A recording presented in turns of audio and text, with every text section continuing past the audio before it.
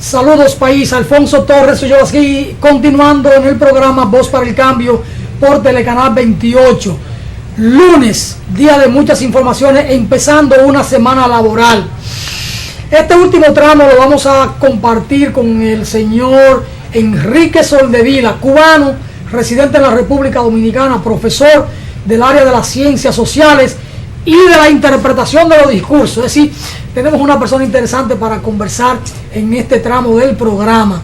Enrique reside en la República Dominicana hace 10 años, decíamos, y hace parte de la Asociación de Cubanos Residentes en Santo Domingo, bajo la denominación de Asociación Máximo Gómez. A ver si Enrique nos ayuda a comprender algunas cosas en relación a los cubanos que residen en la República Dominicana, porque siempre se ha pensado como que el cubano que sale de Cuba quiere siempre irse a Miami, y sin embargo aquí hay una comunidad laboriosa de cubanos que residen en el país y que tienen trabajo muy digno. En el caso de Enrique, es profesor del Instituto Tecnológico de las Américas, el denominado ITLA. Así que, Enrique, saludos, nos alegra que esté con nosotros por primera vez en el espacio, y a ver si hablamos un poquito de lo que es la Asociación Máximo Gómez de Cubanos Residentes en la República Dominicana. ¿Qué institución es? ¿De qué se ocupa en la República Dominicana? Sí, muchas gracias, Alfonso, por invitarme a este espacio. La Asociación Máximo Gómez es precisamente agrupa a los cubanos que de un modo u otro residen por determinadas razones aquí en República Dominicana. No necesariamente son los que están exiliados, pueden estar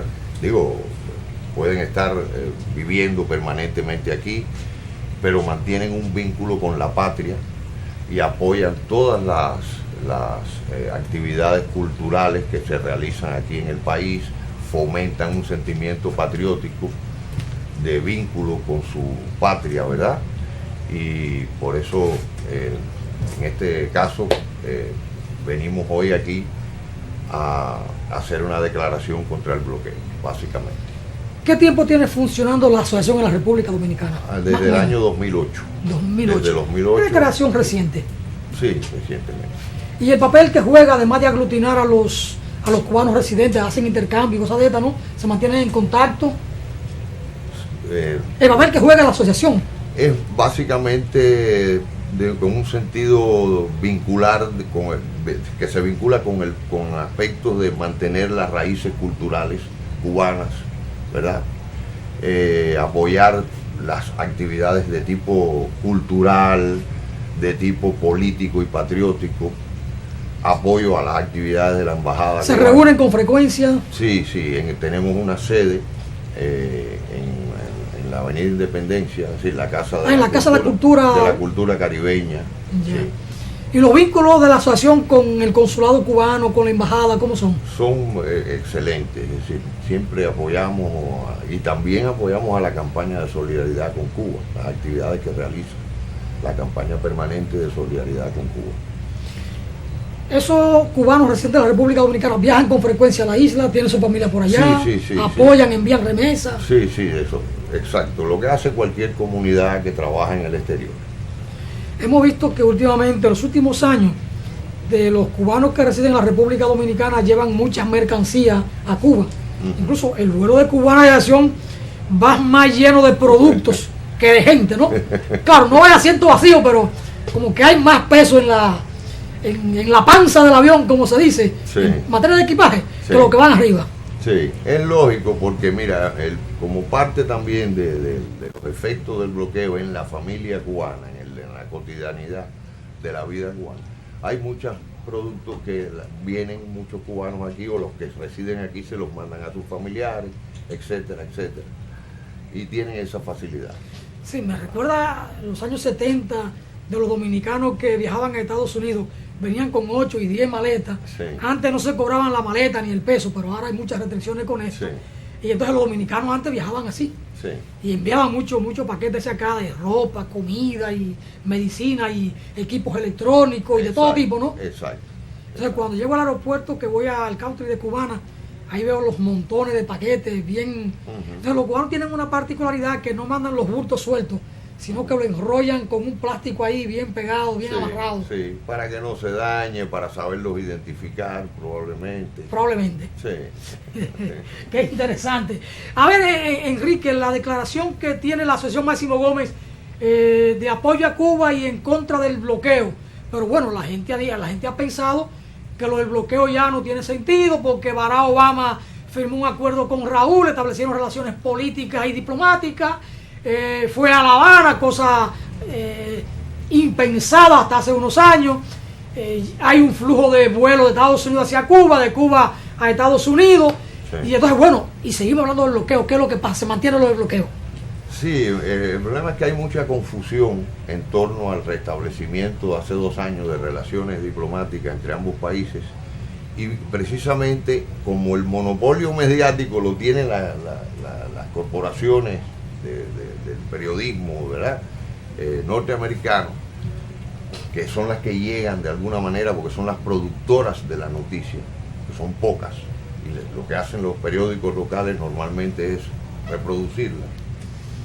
Hay una confusión tremenda y se crea esa ilusión, es un problema de ilusión, hay un ilusionismo mediático con relación al levantamiento del bloqueo. No, el bloqueo sigue vigente, es lo que me gustaría que se tuviera en cuenta, a pesar de algunas acciones que en el contexto del restablecimiento de relaciones se han producido. Pero, por ejemplo, ninguna transacción que haga Cuba en comercio corriente internacional puede utilizar el dólar como moneda de cambio, que es la práctica internacional. Eso es parte del bloqueo. ¿Todavía se mantiene? Se mantiene, a pesar de que hubo una declaración del presidente Obama diciendo que se levantaría y que estaba permitido. Y se ha demostrado que después de esas declaraciones han sido penalizados bancos internacionales que precisamente han hecho transacciones o han servido de bancos confirmadores en las transacciones internacionales con Cuba. Es decir, que hay una gran fantasía en torno al bloqueo. El bloqueo sigue vigente. El bloqueo sigue vigente. Ahí veo una información de que Cubana de Aviación, en lo que corresponde a la aviación civil, es la parte más afectada del bloqueo, porque tienen dificultades no solo para que los aviones de Cubana puedan llegar a aterrizar en Estados Unidos, sino hasta para los entrenamientos, para el uso de piezas, porque en toda parte que hay una compañía o una empresa donde Estados Unidos tiene un mínimo de inversión, hay una seria limitación para que esa empresa, no importa que esté radicada en Francia, en Canadá, pueda entrar en negocio con empresas cubanas. Exacto, parte del bloqueo es precisamente la limitación de obtener piezas, repuestos específicos para la aviación cubana, lo que sea. Siempre es que es vigente, está vigente, la gente no lo ve, pero es actuante. Dice la información que, bueno, Cuba tiene muchos aviones ATR, tienen los tripulantes, los aviadores, los pilotos, los técnicos, ¿no? Tienen que actualizarse en el conocimiento y pasar unos talleres, unas actualizaciones. Y en Canadá se hacen estos talleres anualmente para los que trabajan con ATR, y sin embargo los cubanos no pueden ir a Canadá todavía porque la medida del bloqueo. Entonces tienen que irse a un país de Europa, les sale mucho más costoso, y todo les complica la vida lo del bloqueo a Cuba. Exactamente, porque se encarece el comercio, se encarecen los procesos, precisamente por las distancias geográficas. Pero lo interesante de esta situación es que solo, es decir, el bloqueo es un entramado legal que según la legislación norteamericana se le impuso a Cuba. Pero ese entramado legal, que es un nudo gordiano, no se puede romper, y es lo curioso y lo asombroso de esta situación. No se rompe por la actuación de 4 o 5 congresistas o senadores y congresistas políticos de origen cubano. Es decir, es increíble cómo la política exterior norteamericana también está amarrada por el criterio de 4 o 5 o 6 congresistas o políticos de origen cubano, que han hecho de esa actitud, de ese nudo gordiano, un modo de vida político. Esto independientemente de la voluntad manifestada por Obama sobre el bloqueo, sí. Porque Obama ha dicho, es obsoleto, no dio ningún resultado, no logramos los objetivos, esto hay que revisarlo. Entonces, y ha estado firmando y llegando a acuerdos y autorizando determinadas acciones de comercio con Cuba, y a pesar de eso, el Congreso sigue entrampado en esa política. Sigue entrampado en esa política, perjudicando al pueblo cubano. Porque el bloqueo perjudica al pueblo cubano en su totalidad. Incluso a familiares que viven en la isla y a familiares de emigrados cubanos que viven en los Estados Unidos. Les impide, les traba la relación, un fluir de relaciones que sería normal en otro país. A ver, Enrique, los contenidos del comunicado que ha preparado la Asociación de Cubanos Residentes de República Dominicana, Asociación Máximo Gómez, ¿cuáles son los contenidos? ¿Por dónde va esta declaración que ha preparado la Asociación Máximo Gómez? Si me permite, no, quisiera leerlo, lo traemos aquí para dejar constancia. Leerlo o explicarlo como mejor le parezca. Sí, no, es que como es una declaración, yo creo que vale la pena leerlo mejor. Y dice así: declaración contra el bloqueo de los Estados Unidos de América contra la República de Cuba. La Asociación Máximo Gómez de Cubanos Residentes en la República Dominicana condena el ignominioso e inhumano bloqueo comercial y financiero contra Cuba, engendro político-jurídico de más de medio siglo de vigencia, que por perjudicar a la totalidad de un pueblo en sucesivas generaciones, se convierte legal y moralmente en un crimen de lesa humanidad. La Asociación Máximo Gómez apoya íntegramente la posición del gobierno de Cuba sobre la resolución 70-5 de la Asamblea General de las Naciones Unidas, expresada en junio del 2016 mediante el informe titulado Necesidad de poner fin al bloqueo económico, comercial y financiero impuesto por los Estados Unidos de América contra Cuba. Y se suma también al clamor casi unánime de la comunidad internacional, que exige el levantamiento de esa reliquia punitiva que contradice el ánimo del restablecimiento de relaciones diplomáticas entre ambas naciones e impide el auténtico mejoramiento de las mismas. En representación de la directiva de la mencionada asociación, damos a conocer la presente declaración en Santo Domingo de Guzmán, capital de la República Dominicana, el 24 de octubre del 2016. No queremos finalizar sin realizar una exhortación a todos los cubanos a sumarse a la condena internacional contra el bloqueo, seguros de que una vez más será unánime el repudio a esa política genocida. Se supone que ustedes van a depositar esta declaración en la oficina de Naciones Unidas que está radicada aquí en República Dominicana. Probablemente sí.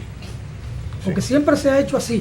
Sí. Decía Fidel Castro al principio, cuando se estableció lo del bloqueo, Fidel dijo, a partir de ahora todo será más difícil. Y ciertamente ha sido así. Ha sido así, muy difícil. La condición de hombre visionario. Los domingos en Telecanal 28. Soldevila de Fidel Castro. Bueno, yo creo que tenemos el privilegio, los cubanos que nos hemos formado en Cuba, que nos hemos educado en Cuba, hemos tenido un privilegio histórico de tener un maestro como Fidel. De hablar de Fidel es como si en él se concentrara toda una tradición histórica. Desde Martí, el propio Gómez, que es un dominicano por excelencia, cubano-dominicano, por eso nuestra asociación se llama así, de convicción, de honestidad, de ética. Y entonces, toda esa tradición histórica, tuvimos el privilegio de que se concentrara en una figura multivalente como es Fidel Castro. Bien, Enrique. Barack Obama ha dejado plasmado en un documento la convicción que tiene de que esa política fracasó la política del bloqueo. Pero sin embargo declara, confiesa que los objetivos de la política norteamericana siguen siendo los mismos frente a Cuba. Sí. Y frente a esto, ¿cómo ve Cuba la situación y cómo no voy a decir se entrampa, cómo entra en el proceso de llegar a acuerdo con Estados Unidos? Hay cosas que son fundamentales, por ejemplo la ocupación ilegal del territorio de Guantánamo. Digo ilegal porque era legal hasta que cumplieran 100 años. Se cumplieron en el 99 del siglo pasado, ya hace 17 años, entonces ya pasa a ser una ocupación ilegal. ¿Cómo juega Cuba ahora a esta realidad política? Sí, bueno, un pequeño detalle. Fue legal en el contexto de la legalidad que impuso un sistema colonial, o en este caso neocolonial, de una potencia sobre una isla dominada. Legal, entre comillas, pero legal. Sí, desde la perspectiva jurídica del colonialismo. Ahora, sí, después estamos de acuerdo. Dejó de ser legal cuando terminó en los 100 años eso. Ahora, perdóname, Alfonso, ¿cuál era la pregunta exacta? Barack Obama. Sí, ya. Bueno, está convencido de que esa política fracasó. Sí. Pero dice que los objetivos de ellos frente a Cuba siguen siendo los mismos. Es un cambio de táctica, pero no de estrategia. Incluso se manifestó así a las claras por la señora Jacobson, que fue la negociadora cuando se restablecieron las relaciones. Es decir, que lo que se pretenden con estas ilusiones de levantamiento del bloqueo y esta aproximación es, de todos modos, provocar un cambio de régimen, como le llaman ellos, del sistema político cubano. Es decir, desmontar el socialismo por la vía de la subversión ideológico-política. Para eso hay pruebas, lo pueden constatar, de la cantidad de acciones y planes de política exterior, incluso de subversión interna, financiando grupos opositores artificiales, minoritarios, que no tienen el apoyo que tiene a nivel poblacional el propio proyecto socialista cubano, y también ofreciendo becas, creando un periodismo subversivo al interior, etcétera, y utilizando las tecnologías para diseminar a través de esas tecnologías contenidos banales que poco a poco vayan desvinculando la ideología de sustento del proyecto socialista. En un discurso en el año 1961, Fidel habló y previó que Cuba sería, digamos, no tengo textualmente la palabra, tengo la idea porque la cité en un programa anterior hace ya varios años, sería como una potencia en el orden intelectual, que estaría exportando el conocimiento. Y entonces en estos años Fidel visitó una comunidad campesina y al encontrarse con los jóvenes le decía, bueno, es que ahora ustedes se han preparado y no hay quienes puedan quedarse en el campo trabajando o haciendo las labores agrícolas. Esa visión de Fidel, de mirar a futuro, ¿cómo la ha visto no solo Enrique, sino el propio pueblo cubano? Bueno, eso es parte de las contradicciones del desarrollo interno que tiene un proyecto social de beneficio para las grandes masas.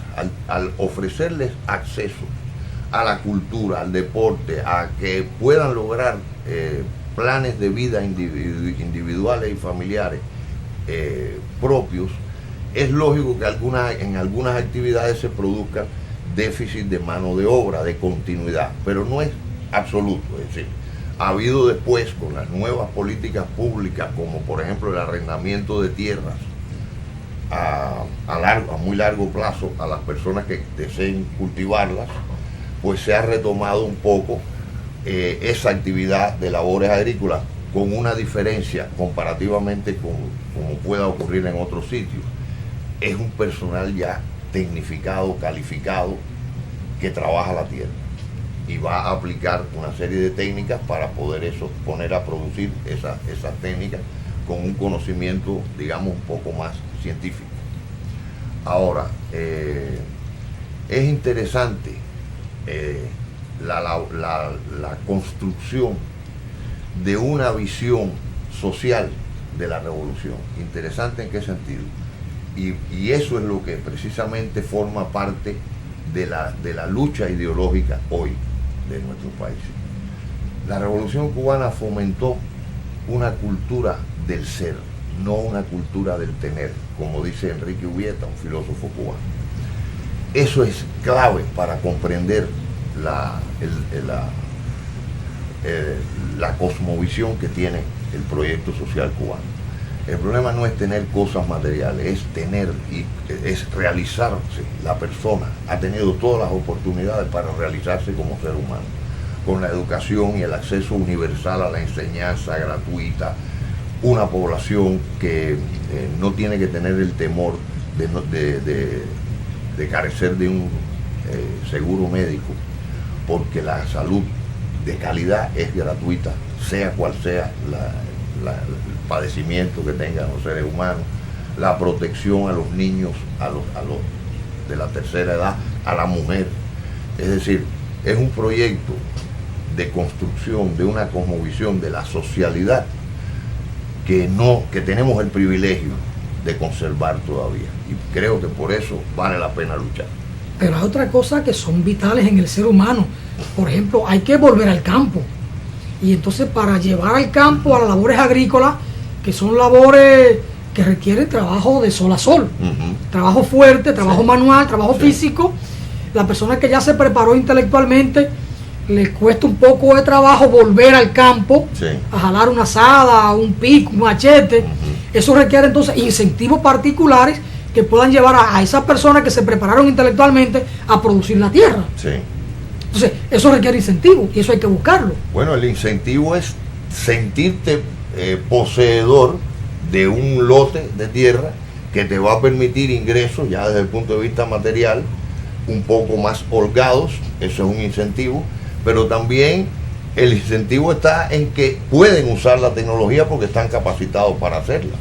Ya no es a mano. Pero faltarían los medios de producción, faltaría la semilla, los agroquímicos o los controladores, aunque sean orgánicos, para las plagas, los fertilizantes, aunque sean orgánicos, para la producción, y luego hay que garantizar un mercado. Entonces esas son cosas básicas, no solo para que la gente produzca, sino para garantizar la alimentación en la mesa a esos intelectuales que están en las ciudades y en las universidades. Sí, seguro, no, pero eso es un proceso que no deja de existir en Cuba. En Cuba se produce, porque también parte de la imagen mediática es que nosotros nos quedamos en el siglo XIX y no es así.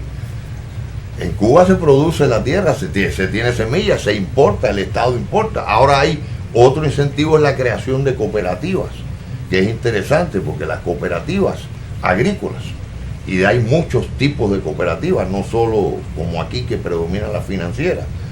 Las cooperativas son formas sociales de propiedad y la gente confundió la propiedad en el socialismo como que tenía que ser estatal. Ha habido un cambio, es decir, la propiedad cooperativa es una propiedad de tipo social, no individual, es colectiva y a su vez no es estatal, no necesariamente significa que es estatal. La creación de las cooperativas le ha dado un impulso, o por lo menos tiene la base para que, a pesar de todos los problemas que tenemos, muchos de ellos precisamente derivados del bloqueo o de incapacidades organizacionales propias nuestras, pero es un incentivo las cooperativas para que se impulse la producción agrícola. Ningún país puede dejar de tener agricultura con mayor o menor eficiencia, pero no puede dejar, es la base como usted decía, de todo. Los que lo han hecho después tienen problemas. Venezuela lo hizo en un momento dado, afianzado en su petróleo, que lo podía comprar todo, y ha tenido sus dificultades. Porque hay que producir alimentos, sin alimentos no hay vida. Ahora hay un montón de alimentos por ahí chatarra, que usted le prende un fósforo y encienden como si fuera una vela, y la gente se lo está comiendo. Es decir, estos alimentos que andan por ahí, los llamados chatarra, infundita y cosas de estas, tienen un componente que viene de la petroquímica, que son unos alimentos que hasta producen cáncer. Y la gente lo anda ahí se ven muchas cosas en las redes y uno lo puede ver. Hay que producir alimentos y alimentos frescos. Enrique, el tema del bloqueo, que cada año concita el apoyo del 99.5% de los países del mundo en contra del mismo. En esta ocasión, ¿usted confía que se va a repetir la misma historia? Sí, yo confío en que sí. La comunidad internacional está observando, está viendo que ya no tiene, una vez más, porque no es la primera vez que se pronuncia la comunidad internacional. Ya esta sería la ocasión número 26. 26. Que hay una votación de 193 países contra dos. Menos dos Estados países. Unidos e Israel. Sí. Isla Marshall desapareció porque también aparecía algo por ahí de que Isla Marshall. Sí. Ya desapareció del mapa. No, sigue siendo. Pues ya no va a la asamblea. Bueno, O se abstiene. no sé, puede ser que... Porque ahora no hay dos, antes eran tres. Ajá. Bueno, en el mes de octubre en todo el mundo hay una especie de lobby, de trabajo, de solidaridad de los pueblos del mundo apoyando a Cuba en contra del bloqueo que mantiene Estados Unidos. Cuba ha sido muy inteligente en este trabajo de la solidaridad. Es el único país del mundo que cuenta con ese respaldo tan abrumador de todos los pueblos del mundo. Bueno, yo creo que eso lo que hace es constatar la justeza de la posición cubana. Si no nos hubiera concitado ese apoyo internacional. La humanidad no se equivoca, las poblaciones no se equivocan. Enrique, la revolución cubana después de Fidel y de Raúl. Bueno, sí, acuérdense que yo no soy, ¿cómo se llama? Predictor. Sí, ¿cómo se llama Walter Mercado. Pero No, ya uno con su puede ser experiencia un como loco. académico, piensa Pero- que con la base cultural que se ha desarrollado la sociedad cubana, hay las bases, digamos, valga aquí el uso doble del término, para que este proyecto social político tenga continuidad más allá de Raúl y de Fidel. Raúl y Fidel en términos físicos, ¿no? Sí, bueno, yo creo que un proyecto, la perspectiva de continuidad histórica de la Revolución Cubana es viable. Es decir, hoy en día hay garantías, por lo que se puede constatar del apoyo, de la base social de apoyo que tiene el proyecto socialista cubano, que va a tener esa continuidad. Y yo creo que esa continuidad solo puede bifurcarse, es decir, tener una dirección en otro sentido, en la medida en que los dirigentes y las personas, el pueblo se lo permita, y los dirigentes empiecen a dejar de tener una sensibilidad política para satisfacer, como se ha hecho en toda la trayectoria histórica de la revolución, las necesidades fundamentales que dignifican la existencia de las grandes masas. Enrique, me envían un texto muy breve que voy a leer sobre este tema que estamos abordando. Quiero su opinión en un segundo, en un minuto. En la lógica de sucesivos gobiernos de la nación más intimidante del planeta, no se acomoda ni encajará nunca la elección de un pueblo patriota que adora la paz y el bienestar para sus hijos. Cuba, su libertad es una espina que duele, tanto que ha sido sometida a un desgaste sistemático para que colapse como pez fuera del agua. Su opinión en un minuto. Bueno, eso es lo que pretenden, es decir, para eso están trabajando, para diluir al proyecto socialista cubano. Pero en Cuba hay muchos Maceo. Hay mucho Maceo, y no hay mucho Máximo Gómez. También. Es porque ustedes se me quieren quedar con Maceo hoy y Máximo Gómez, el Sí. generalísimo, Sí. el único generalísimo. Sí. Don Enrique, muchas gracias por estar con nosotros. Ustedes en Voz para el Cambio, Alfonso Torres Ulloa.